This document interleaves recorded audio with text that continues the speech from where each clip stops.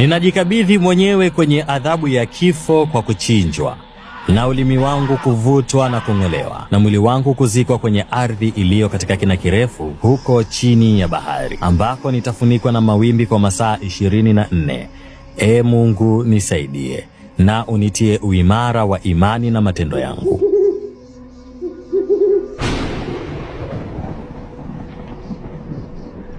Hapo nimemaliza maneno ya kiapo ambacho inaaminika ndiyo kiapo cha kujiunga na Freemason na kuahidi kutunza siri za Freemason maisha yako yote. Na kwa kiapo hiki ndiyo inafanya mpaka sasa, kwa zaidi ya miaka 300 ya Freemason kuwapo duniani, ibaki kuwa jamii ya siri na watu wasijue kinachoendelea ndani ya mahekalu ya Freemasons.